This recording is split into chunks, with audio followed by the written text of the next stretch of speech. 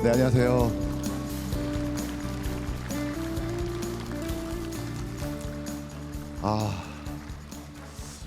이렇게 또 여러분들 만나 뵈니까 좋습니다. 줄을 기가 막히게 맞추셨네요.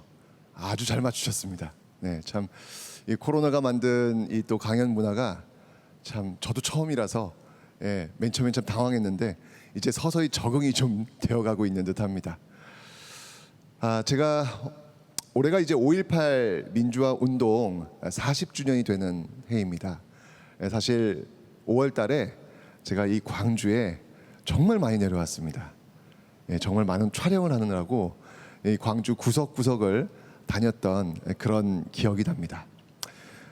근데 늘 올 때마다 새로워요.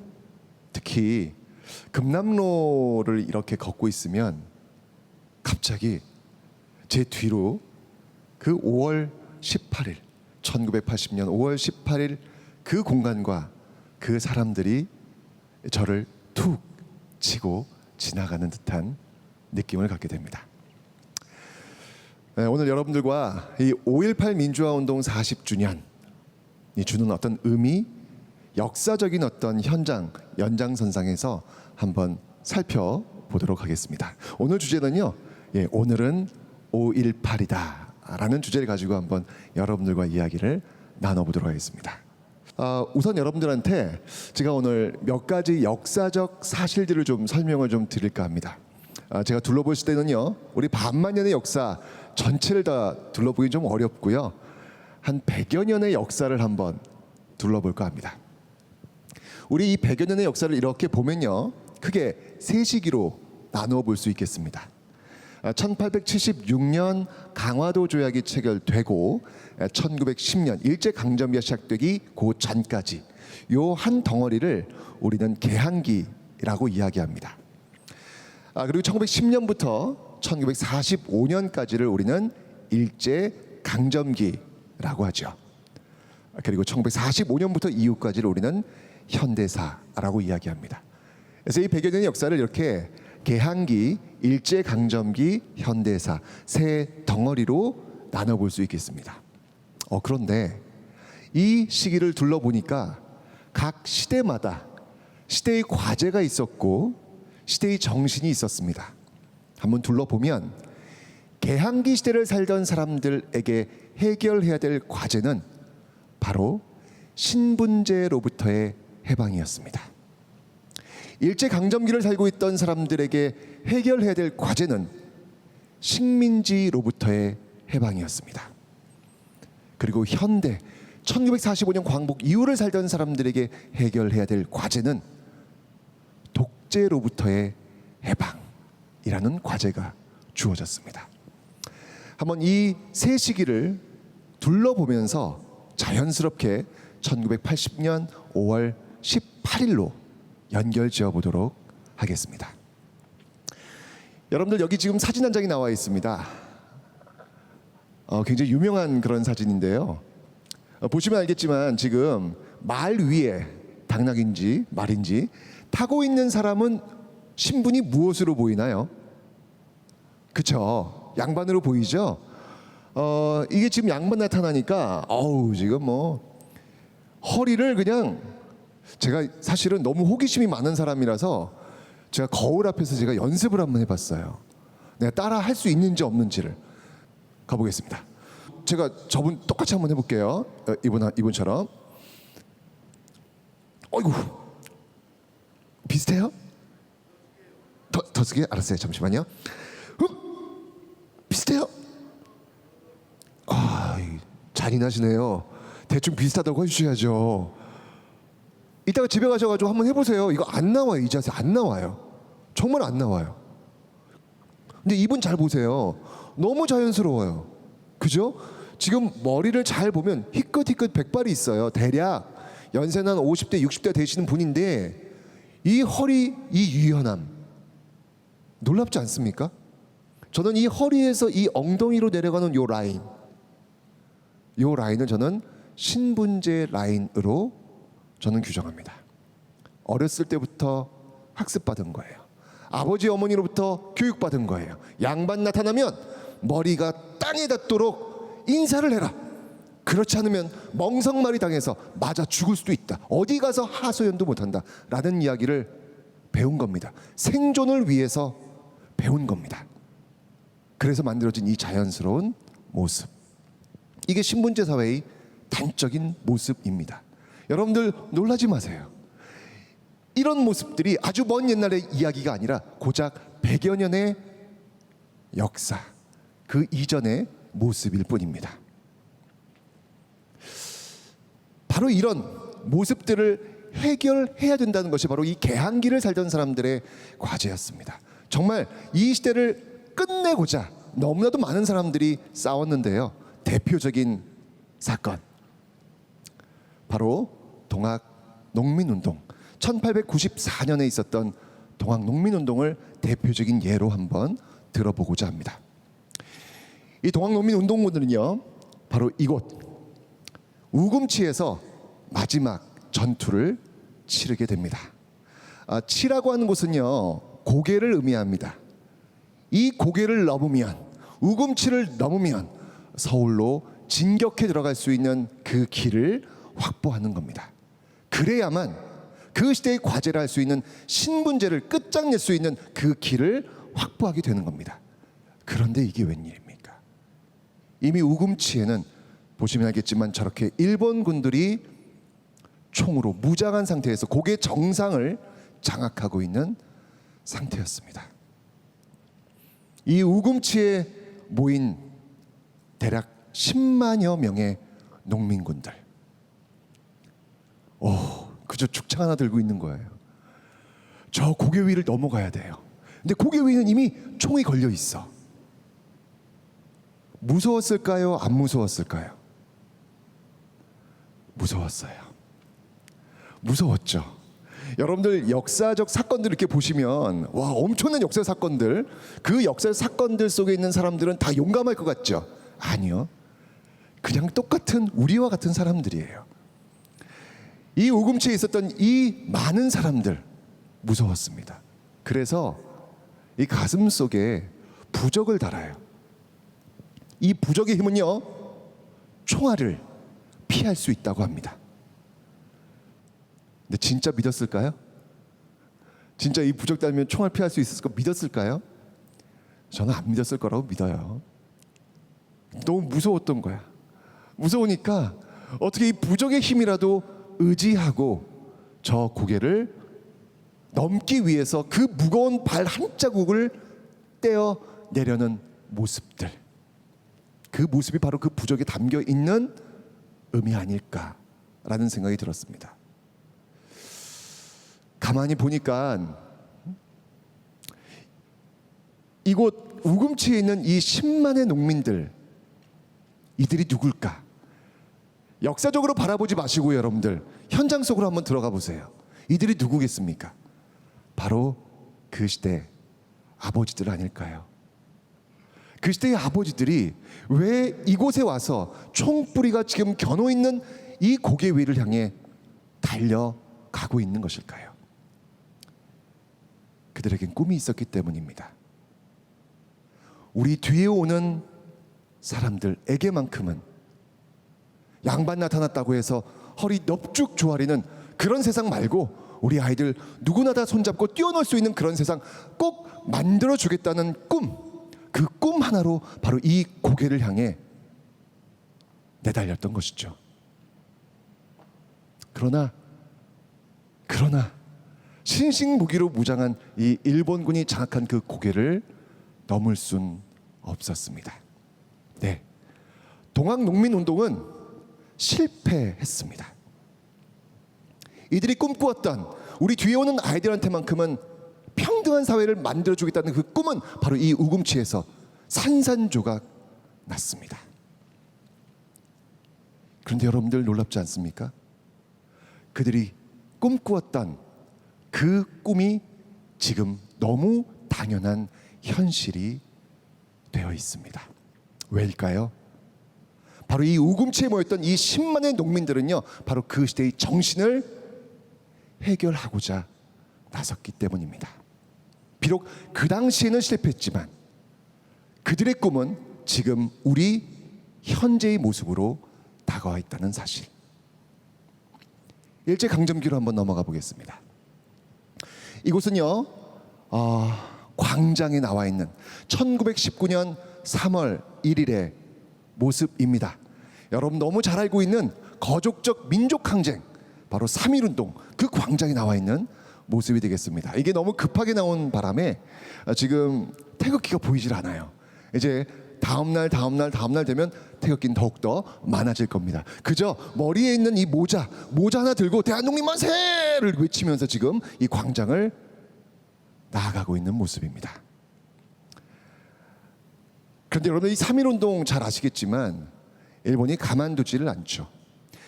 이 광장에 나와 있던 사람들의 꿈은 딱 하나였어요. 우리 뒤에 오는 사람들한테만큼은 식민지 조국의 백성으로 살지 않게 해주겠노라는 꿈, 그 꿈 하나로 아무것도 지금 무장하지 않고 이 광장에 나와서 대한독립 만세를 외치고 있는 모습들. 그러나 역시 이 모습도 실패로 돌아갑니다. 그 대표적인 모습이 바로 이 제암리 학살 사건이죠.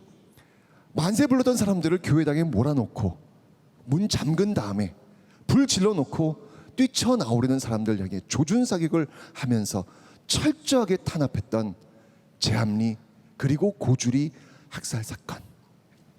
이 모습을 통해서 3.1운동은 결국 1919년 그 3.1운동은 실패로 돌아갔습니다. 그런데 여러분들, 놀라운 일이 있습니다.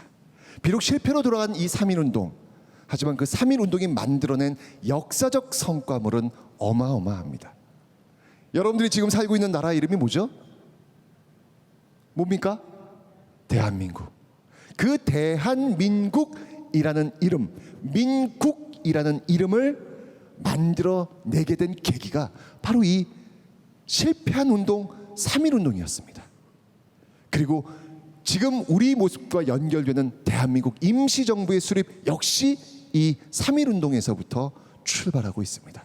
비록 그들의 꿈은 비록 그 당시는 실패한 듯 했지만 지금 그들이 꿈꾸었던 모습들이 너무 당연한 현실이 되어 있다는 사실. 이유는 바로 이들은 광장에서 그 시대의 과제, 그 시대의 정신, 식민지로부터의 해방을 정확하게 외쳤기 때문입니다.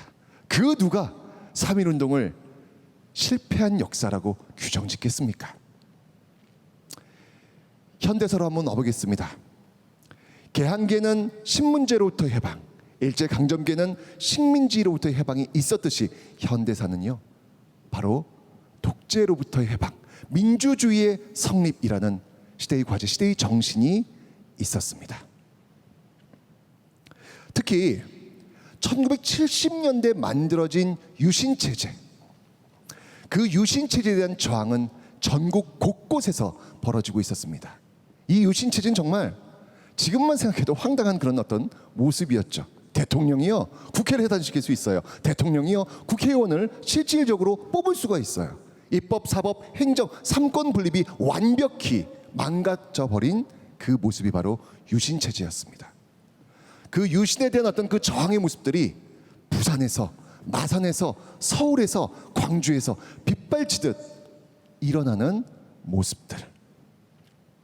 그 전국적 유신에 대한 그 저항의 끝자락에 하나 딱 선택된 지역이 광주였을 뿐입니다. 저는 오늘 5.18 민주화운동을 이야기하면서 이것이 거의 광주만의 이야기라고 절대 이야기하고 싶지 않아요. 바로 그 현대사의 어떤 그 맥락 속에서 광주가 있었을 뿐이지 광주만의 역사로 규정짓는 것은 저는 반대합니다. 5.18 서울 민주화 운동이 될 수도 있었고요, 5.18 부산 민주화 운동이 될 수도 있었고요, 5.18 마산 민주화 운동이 될 수도 있었던 거예요. 바로 그 유신에 대한 저항의 과정 속에서 나온 모습이었다. 이 시대의 과제, 이 시대의 정신을 알 수 있는 독재로부터 해방을 외쳤던 광주의 모습, 어떤 모습이었을지는 한번 영상을 통해서 한번 보실 텐데요, 한번 여러분들 저와 함께 그 느낌을 한번 공유해 보시기 바랍니다.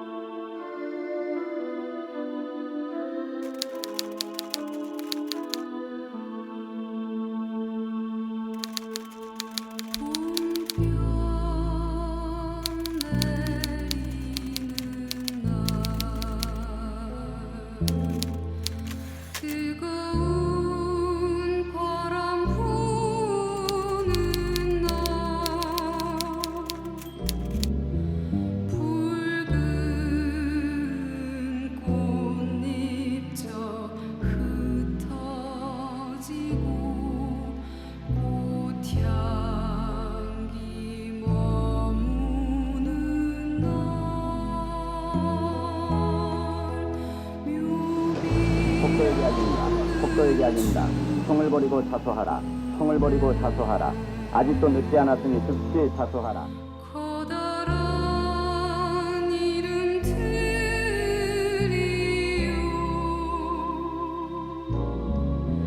여기 죽지 않은 목숨에 이 노래들이요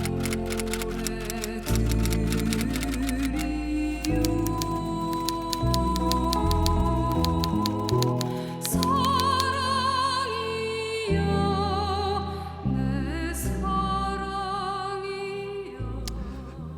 5.18 민주화운동은 또 이렇게 진압됐습니다. 동학농민운동 그 당시에도 그들은요 폭도로 규정되었어요. 3.1운동 그 당시 그들은요 불량 선인으로 규정되었습니다. 5.18 민주화운동 그들도 역시 마찬가지로 폭도로 규정되었던 이 아픈 역사. 그런데 여러분들 우리는 잘 알고 있습니다. 5.18 민주화 운동 그 광장에 섰던 그 수많은 사람들의 꿈 그거 딱 하나였어요. 체육관에서 대통령 뽑는 거 말고 그런 유신체제 걷어치우고 우리 뒤에 오는 사람들한테만큼은 대통령을 자기가 원하는 사람 마음껏 뽑을 수 있도록 해주겠다는 그 꿈 하나였습니다. 겨울공화국 이제 그만 내려놓고 희망의 봄 한번 만들어 보겠다는 그 꿈 하나로 그 광장에 섰던 것이죠.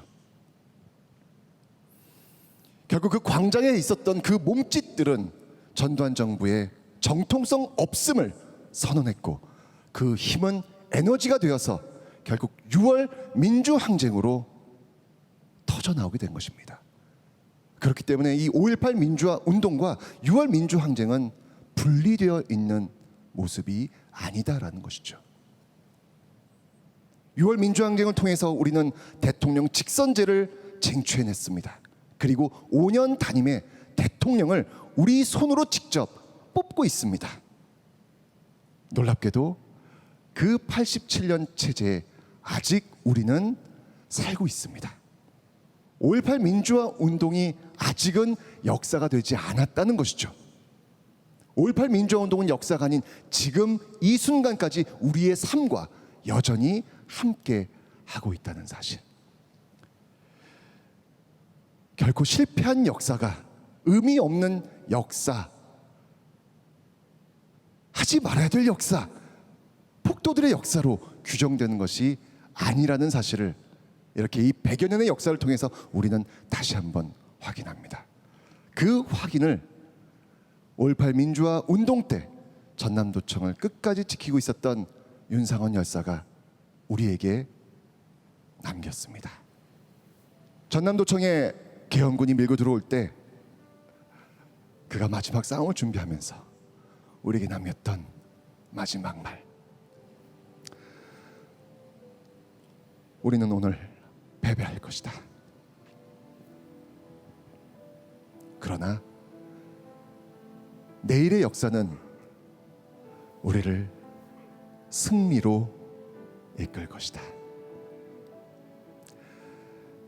여러분들 이 100여 년의 역사를 둘러보시면서 우리가 굉장히 많은 역사의 선물을 받고 있구나 라는 생각 가지셨을 겁니다.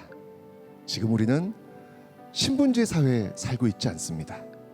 지금 우리는 일제강점기 식민지 사회에 살고 있지 않습니다. 지금 우리는 대통령을 우리 손으로 뽑고 있습니다. 여러분들이 너무 당연히 누리고 있는 이 현실이 역사적으로 살펴봤더니 그저 주어진 게 아니었다는 것. 그 시대를 살고 있는 그 많은 사람들이 피 흘려가면서 우리에게 주려고 했던 그 역사의 선물이었다는 사실. 여러분들은 지금 그것을 너무 당연하게 갖고 있는 거예요. 그렇다면 우리도 좀 다짐해야 되지 않을까요? 실패를 두려워하지 말고 패배를 두려워하지 말고 우리 뒤에 오는 아이들, 그 아이들이 살아야 될 대한민국, 좀 더 나은 대한민국을 위해서 나는 무엇을 해야 될까? 그 고민의 지점이 형성될 때 저는 이 5.18 민주화 운동의 정신은 오롯이 되살아날 것이다 라는 생각이 듭니다. 그래서 5.18 민주 영령들께 저는 약속합니다. 역사에 무임승차하지 않겠노라고. 감사합니다.